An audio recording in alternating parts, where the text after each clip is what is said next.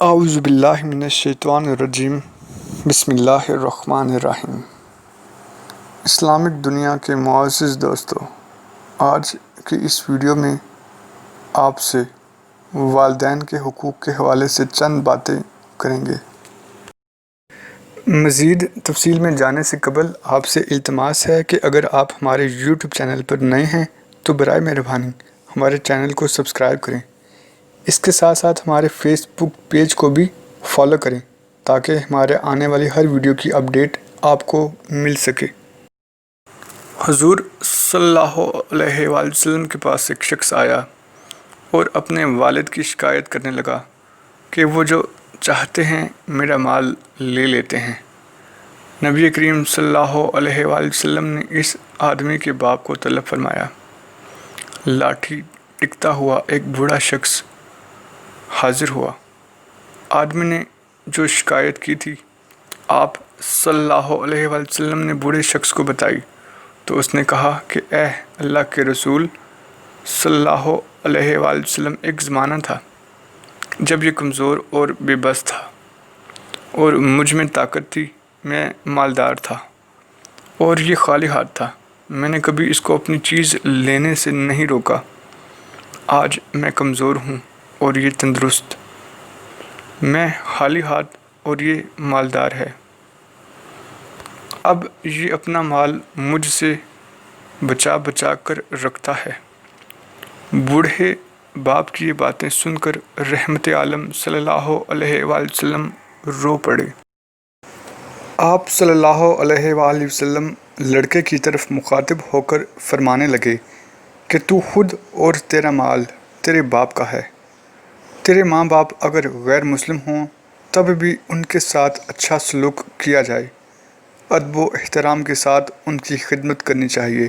ہاں، اگر وہ شرک کا حکم دیں تو ان کی اطاعت سے انکار کر دو۔ فرمان باری تعالیٰ ہے، اگر ماں باپ دباؤ ڈالیں کہ میرے ساتھ کسی کو شریک بناؤ جس کا تمہیں کوئی علم نہیں، تو ہرگز ان کا کہنا نہ مانو اور دنیا میں ان کے ساتھ نیک سلوک کرتے رہو۔ سورہ العنکبوت آیت نمبر 8۔ حضرت اسماء رضی اللہ تعالیٰ عنہ فرماتی ہیں کہ نبی کریم صلی اللہ علیہ وآلہ وسلم کے عہد مبارک میں میرے پاس میری والدہ تشریف لائیں۔ وہ اس وقت مسلمان نہیں تھیں۔ میں نے رسول اللہ صلی اللہ علیہ وآلہ وسلم سے عرض کیا کہ میری والدہ آئی ہیں اور وہ اسلام سے متنفر ہیں، کیا میں ان کے ساتھ حسن سلوک کروں؟ تو آپ صلی اللہ علیہ وآلہ وسلم نے فرمایا، ہاں، تم اپنی ماں کے ساتھ صلہ رحمی کرتی رہو۔ باپ کے مقابلے میں ماں کے احسان اور قربانیاں زیادہ ہیں، اس لیے اللہ تعالیٰ نے ماں کا حق باپ کے حق سے زیادہ شفیع کیا ہے اور ماں کے ساتھ حسن سلوک کی خصوصی ترغیب دی ہے۔ قرآن پاک میں ارشاد باری تعالیٰ ہے، اور ہم نے انسان کو ماں باپ کے ساتھ بھلائی کرنے کی تاکید کی ہے۔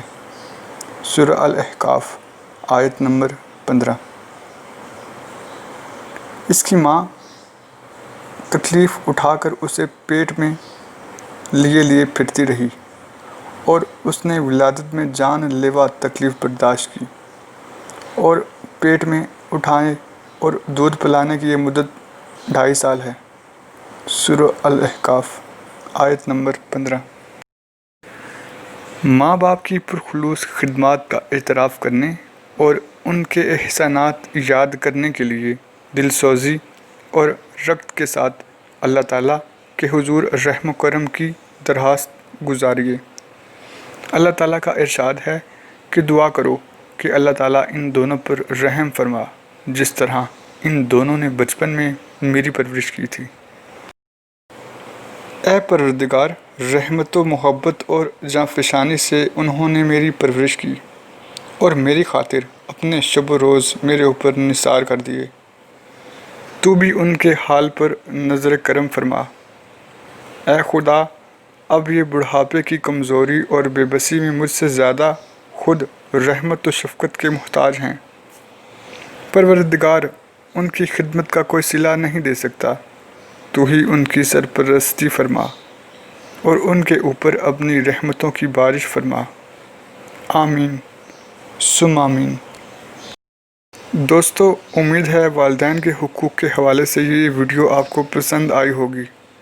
اس ویڈیو کو اپنے دوستوں کے ساتھ شیئر ضرور کریں۔